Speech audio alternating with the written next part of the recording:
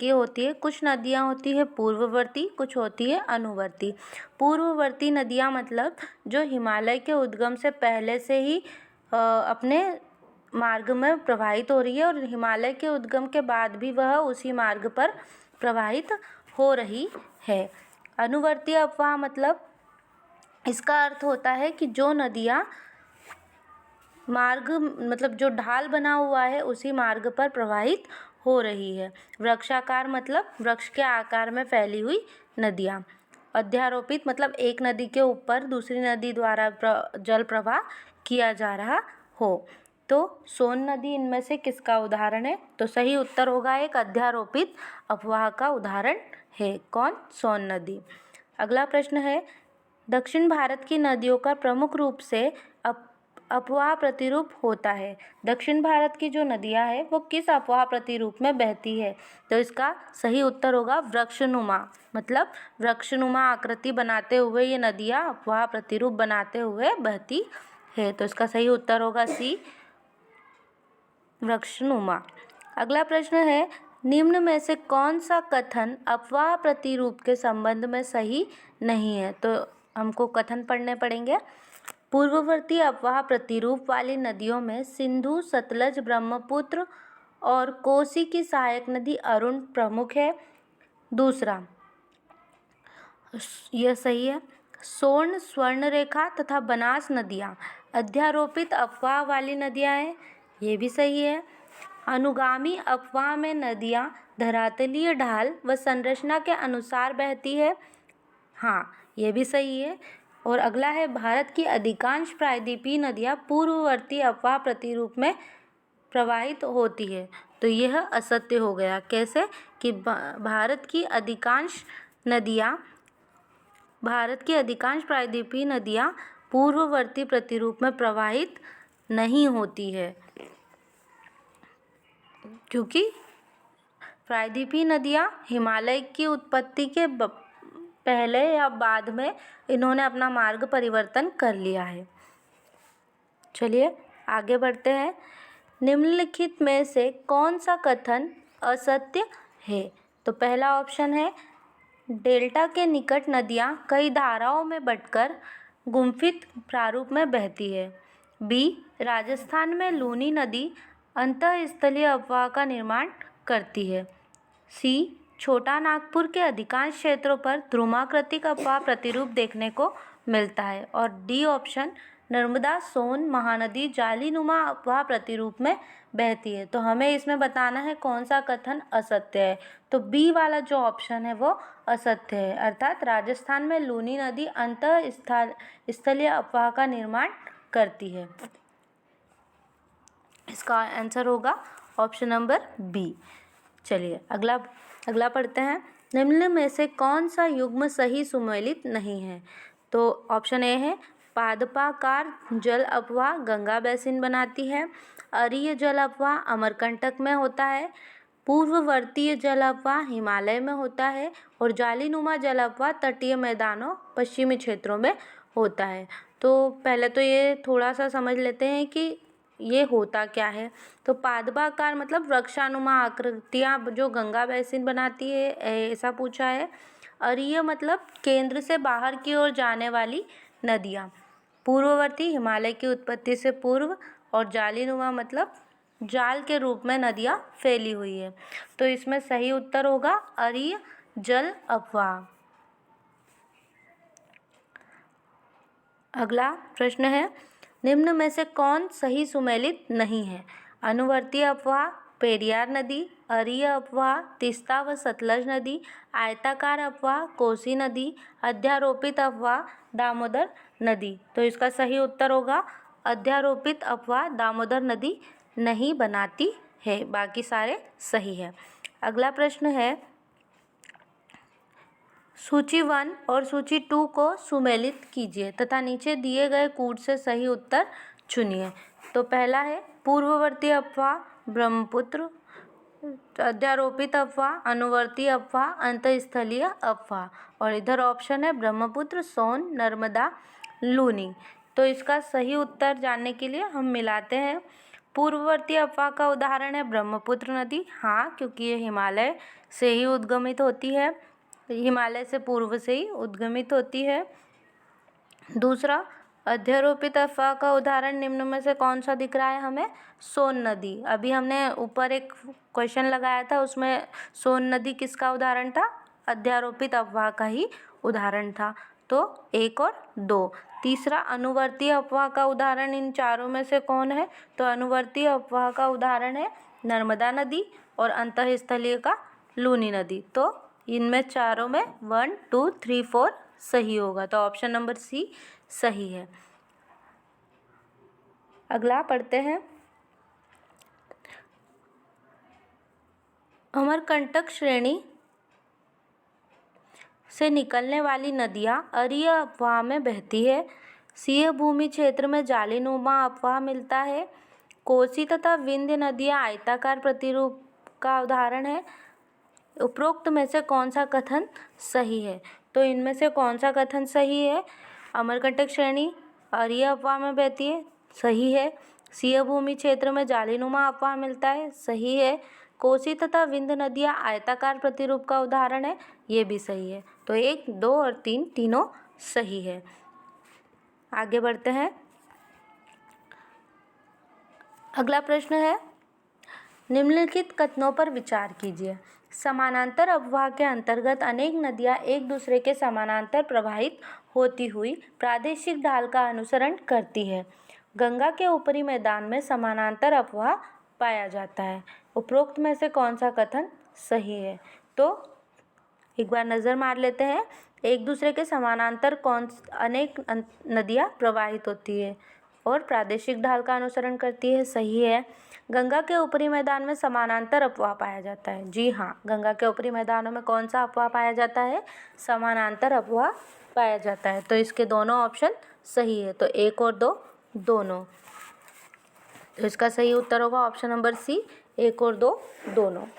अगला प्रश्न है, भू संरक्षण की परिरेखा बंधन विधि का प्रयोग कहाँ के लिए होता है? पहला है प्रबल पवन क्रिया के अधीन मरु उपांत, नदी प्रवाहों के सन्निकट का बाढ़ग्रस्त होने वाला निम्न समतल मैदान, अपतरण के बढ़कर फैलने की संभावना से युक्त गुल्म भूमि, और डी उपरोक्त में से कोई नहीं। तो इसका सही उत्तर होगा बी, नदी प्रवाहों के सन्निकट का बाढ़ग्रस्त होने वाला निम्न समतल मैदान। भू संरक्षण परिरेखा बंधन विधि का प्रयोग किसके लिए होता है? नदी प्रवाहों के सन्निकट का बाढ़ग्रस्त होने वाला और निम्न समतल मैदानों के लिए। अगला प्रश्न है, किस वर्ष में गंगा नदी को राष्ट्रीय नदी घोषित कर दिया गया? तो किस वर्ष में किया गया? सभी को पता होना चाहिए। तो इसका सही आंसर है 2008। अगला प्रश्न पढ़ते हैं, जहाँ नदी मुड़ती है नदी तट सबसे कमज़ोर होता है, ऐसा इसलिए क्योंकि पानी। अब इसके क्या ऑप्शन है, चलिए पढ़ते हैं। मोड़ के भीतरी किनारे पर सांद्र होकर उसे घना कर देता है। मतलब ये बोलना चाहते हैं कि जहाँ नदी मुड़ती है वहाँ तट कमज़ोर हो जाता है, क्योंकि मोड़ के भीतरी किनारे पर सांद्र होकर उसे घना कर दिया जाता है। दूसरा ऑप्शन है, जैसे ही किनारे पर अतिरिक्त दाब लगाते हुए मुड़ता है, बाहरी किनारे से प्रभावी रूप से उछलता है। तीसरा ऑप्शन है, जैसे ही मुड़ता है तेजी से बहने लगता है। और चौथा, मोड़ पर किनारे के साथ अधिक प्रभावी रूप से प्रतिक्रिया करता है। तो इसका सही उत्तर क्या होगा? जैसे ही वह किनारे के अतिरिक्त दाब लगाते हुए मुड़ता है तो बाहरी किनारे से प्रभावी रूप से उछल जाता है। तो इसका सही उत्तर होगा, पानी क्या करता है? किनारे पर अतिरिक्त दाब लगाते हुए मुड़ता है और प्रभावी रूप से उछलने लगता है। तो इसका सही उत्तर होगा ऑप्शन बी। चलिए आगे बढ़ते हैं। ब्रह्मपुत्र और सिंधु नदियाँ पूर्ववर्ती नदियाँ हैं। एक पूर्ववर्ती जल निकास अफवाह की सही परिभाषा निम्नलिखित में से कौन सी हो सकती है? तो हमें इस प्रश्न में हमें क्या बताना है कि पूर्ववर्ती जल निकास अफवाह की सही परिभाषा क्या होगी? तो जो हिमालय के प्रारंभिक ढलान का अनुसरण करता है, जो हिमालय श्रेणी के अस्तित्व में आने से पहले ही विद्यमान था, जिसने हिमालय की नती या शेल संस्तरों का अनुसरण किया था, जिसने हिमालय के शेल संस्तरों के नती लंबों का अनुसरण किया था। तो अभी मैंने आपको थोड़ी देर पहले ही बताया था कि पूर्ववर्ती अपवाह क्या होता है? तो पूर्ववर्ती अपवाह क्या होता है? जिसका उद्भव कब हुआ हो? हिमालय की उत्पत्ति से पूर्व। तो इसका ऑप्शन क्या सही होगा? ऑप्शन नंबर बी, जो हिमालय श्रेणी के अस्तित्व में आने से पहले ही विद्यमान था। तो इसका आंसर क्या होगा? Option number B. ठीक है, अगला पढ़ते हैं। हिमालयी नदियों के संबंध में कौन सा कथन असत्य है? प्रारंभिक अवस्था में वे बड़ी गॉर्ज से निकलती है, उनके द्वारा बहुत कम अपरदनात्मक प्रक्रिया होती है। सी, आधार स्थानांतरण तथा विसर्पण की प्रवृत्ति मैदानी भागों में देखी जा सकती है। और डी, उनकी कई द्रोणियां हैं। तो कौन सा असत्य है यह बताना है। तो इसका ऑप्शन नंबर जो बी है वह असत्य है। तो ऑप्शन नंबर बी असत्य है। क्या? कि उनमें बहुत कम अपरदनात्मक प्रक्रिया होती है, जबकि ऐसा नहीं है। अगला, हिमालयी नदियाँ सदावाही है क्योंकि उनकी अनेक सहायक नदियाँ हैं। ग्रीष्मकाल में वे बर्फ़ के पिघलने से पानी प्राप्त कर पाती है। वे वर्ष भर वर्षा का पानी प्राप्त कर पाती है, या उपरोक्त सभी सत्य है। तो इसका सही उत्तर होगा उपरोक्त सभी सत्य है, क्योंकि हिमालयी नदियों की बहुत सारी सहायक नदियाँ हैं। पानी इनको बर्फ़ के पिघलने से प्राप्त होता है ग्रीष्म में, और वर्ष भर वर्षा का पानी भी प्राप्त कर लेती है। तो चलिए आगे बढ़ते हैं। भारत में उत्तर से दक्षिण की ओर जाते हुए नीचे दी गई नदियों का निम्नलिखित में से सही अनुक्रम कौन सा है? तो सही अनुक्रम बताना है। तो हिमालय से उत्तर से दक्षिण की ओर क्रम देखते हैं। शोक, स्पीति, जास्कर, सतलज। शोक, जास्कर, स्पीति, सतलज। जास्कर, श्योक, सतलज, स्पीति, और जास्कर, सतलज, श्योक, स्पीति। तो इसका सही उत्तर क्या होगा? Option number C, Zanskar. पहले होगी जास्कर, फिर श्योक नदी, फिर सतलज नदी, और फिर स्पीति नदी हिमाचल प्रदेश में। ठीक है, चलिए आगे बढ़ते हैं। हिमाचल प्रदेश से होकर बहने वाली नदियाँ कौन सी है? तो हिमाचल प्रदेश से बहने वाली नदियों में ऑप्शन दिए हैं व्यास और चेनाब, व्यास और रावी, चेनाब, रावी, सतलज, व्यास, चेनाब, रावी, सतलज और यमुना। तो हमें पता है हिमाचल प्रदेश से कौन कौन सी नदियाँ बहती है? चेनाब, रावी और सतलज। तो ऑप्शन नंबर जो सी है वो सही है। निम्नलिखित में से, अगला प्रश्न है, निम्नलिखित में से किस नदी का उद्गम स्थल भारत में नहीं है? तो कौन सी नदी है जिसका भारत में उद्गम नहीं है? तो हमको पता है सतलज नदी कहाँ से निकलती है? तिब्बत के मानसरोवर से। तो ऑप्शन नंबर जो डी है वो सही है। निम्न में से कौन सी नदी सिंधु नदी की सहायक नदी नहीं है? तो सिंधु की सहायक नदियाँ बतानी है कि निम्नलिखित में से कौन सी सिंधु की सहायक नदियाँ नहीं है। तो इसका जो ऑप्शन है वो है श्योक नदी, कोसी नदी, झेलम नदी और चेनाब नदी। तो सिंधु की सहायक कौन नहीं है? इसका सही उत्तर है बी, कोसी नदी। बाकी श्योक नदी, झेलम नदी और चेनाब नदी तीनों किसकी सहायक नदियां हैं? सिंधु की सहायक नदियां हैं। निम्नलिखित में से कौन सी गंगा ब्रह्मपुत्र बेसिन की विशेषता नहीं है? भूमि कृषि के लिए इस क्षेत्र में कर्तन और दहन कृषि की जाती है। मैदानी क्षेत्र में ओक्स बो लेक चाप झील चिन्हित है। मैदानी क्षेत्र में जनसंख्या घनत्व अधिक है। डेल्टा क्षेत्र मैंग्रोव वनों से आच्छादित है। तो इसका सही उत्तर होगा ऑप्शन नंबर ए, भूमि कृषि के लिए इस क्षेत्र में कर्तन और दहन कृषि की जाती है। तो इसका सही उत्तर है ऑप्शन नंबर ए।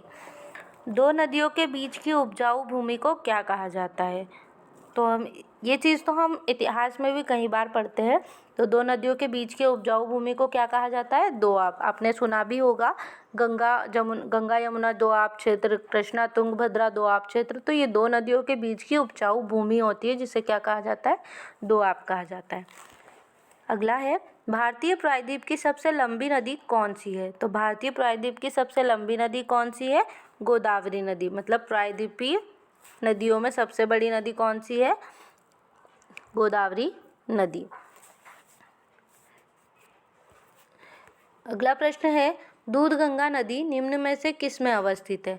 तो दूधगंगा नदी निम्न में से किस में अवस्थित है? जम्मू कश्मीर में, हिमाचल प्रदेश में, उत्तराखंड में, पश्चिम बंगाल में। तो इसका सही उत्तर है ऑप्शन नंबर ए, जम्मू एवं कश्मीर। भारत में करेवा के रूप में जाने वाली हिमानी वेदिकाएं निम्नलिखित में से कहाँ मिलती है? सप्तकोसी घाटी में, झेलम घाटी में, अलकनंदा घाटी में और तीस्ता घाटी में। तो सबसे पहले हमें ये पता होना चाहिए करेवा कहाँ पाए जाते हैं। तो करेवा जो है वो हमें मिलते हैं हिमालयी क्षेत्र पर, मतलब जम्मू कश्मीर वाले क्षेत्र में हमें मिलते हैं। और उस जगह कौन सी घाटी प्राप्त होती है? झेलम घाटी। तो इसका सही उत्तर होगा ऑप्शन नंबर बी, झेलम घाटी। अगला प्रश्न है, निम्नलिखित में से कौन सा कथन असत्य है?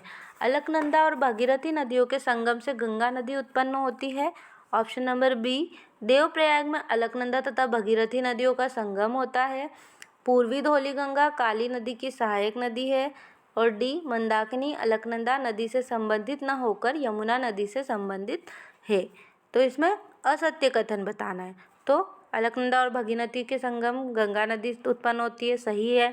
देवप्रयाग में अलकनंदा और भगीरथी मिलती है, जी हाँ बिल्कुल सही है। पूर्वी धौली गंगा काली नदी की सहायक नदी है, जी सही है। मंदाकिनी अलकनंदा नदी से संबंधित न होकर यमुना नदी, तो ये जो सेंटेंस है ये गलत है। तो ऑप्शन नंबर डी सही उत्तर होगा। निम्नलिखित नगरों में अलकनंदा एवं भगीरथी कहाँ मिलकर गंगा नदी बनाते हैं? तो कहाँ मिलते हैं? अभी हमने प्रश्न पढ़ा, कौन सा प्रयाग बनता है? देवप्रयाग। तो इसका सही उत्तर होगा option number D, Devprayag. Bharat की निम्नलिखित प्रमुख नदी द्रोणियों में कौन सी अल्पतम लंबाई की है, मतलब छोटी लंबाई की है? तो इसको ऑप्शन देखते हैं। इसका ऑप्शन है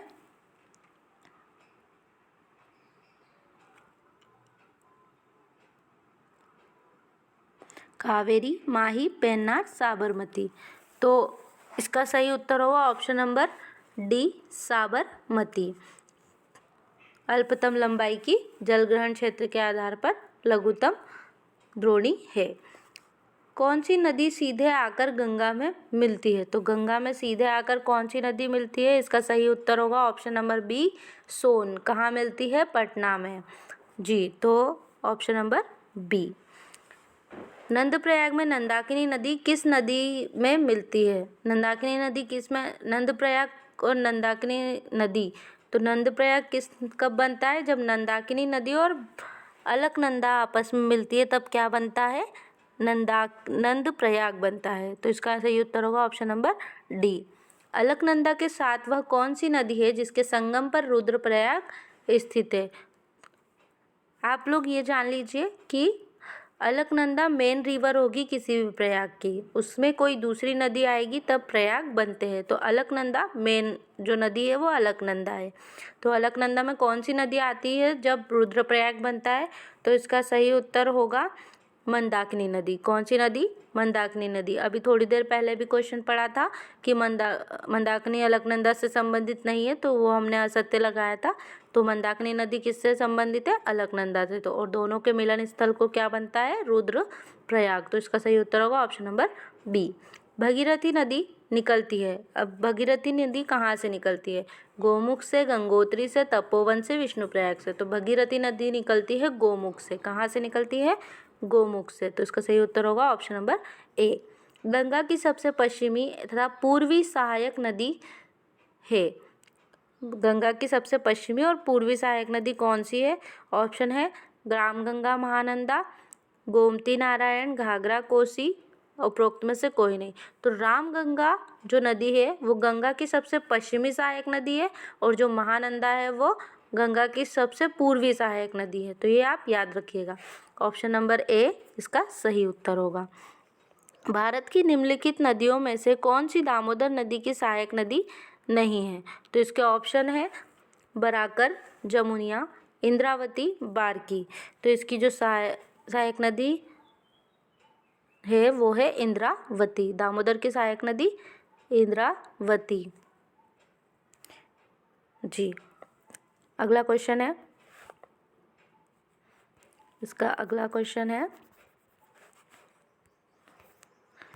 निम्नलिखित में से कौन सी नदी चंबल में नहीं मिलती है? चंबल में नहीं मिलती है, नहीं अक्सर हम होता है कि हम क्वेश्चन में नहीं देख ही नहीं पाते हैं, तो नहीं ध्यान से पढ़िए। चंबल में नहीं मिलती है, तो इनमें से कौन नहीं मिलती है? शिप्रा, काली सिंध, बेतवा, पार्वती। तो इसका जो सही उत्तर होगा वो होगा पार्वती। कौन नहीं मिलती है?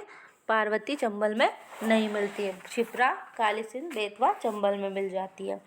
निम्नलिखित नदियों में से कौन एक यमुना की सहायक नदी नहीं है? यमुना की सहायक नदी नहीं है, तो ऑप्शन है बेतवा, चंबल, केन, रामगंगा। इसका सही उत्तर होगा option number D, Ramganga. Ramganga अभी हमने पढ़ा किसकी सहायक नदी है? गंगा की। गंगा की सबसे पश्चिमी सहायक नदी। यमुना नदी का उद्गम स्थल है, ऑप्शन है चौखंबा, बंदरपूछ, नंदा नदी, नंदा देवी, नीलकंठ। तो यमुना नदी का उद्गम यमुनोत्री ग्लेशियर के बंदरपूछ श्रेणी से होता है, तो ऑप्शन नंबर जो बी है वो सही उत्तर है।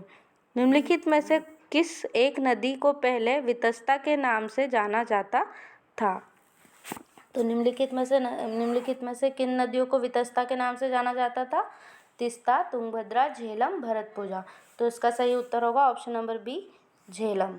किससे जाना जाता था वितस्ता के नाम से? झेलम को। वह नदी जो सोलन जिले के दशगाई नामक स्थान के पास शिवालिक श्रेणी में जन्म लेती है, उसका क्या नाम है?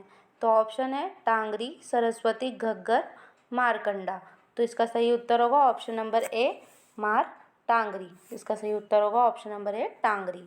शारदा नदी उत्तर प्रदेश के उत्तरी मैदानों में निर्गम होती है। मैदानों में प्रवेश करने से पहले शारदा किस नाम से जानी जाती है? Option number A, Saraswati, Bhagirathi, Kali, Pindar. तो इसका सही उत्तर होगा ऑप्शन नंबर सी, काली। सही उत्तर क्या होगा? ऑप्शन नंबर सी, काली शारदा के नाम से जानी जाती है। हरियाणा में पवित्र माने जाने वाली नदियाँ द्रजद्वती है और फिल इन द ब्लैंक्स है, तो इसका सही उत्तर होगा सी, सरस्वती। हरियाणा में पवित्र माने जाने वाली नदियाँ कौन है? सरस्वती। निम्नलिखित में से किस नदी के ऊपरी मार्ग में मीठे जल का परंतु निचले भाग में खारे जल का प्रवाह मिलता है?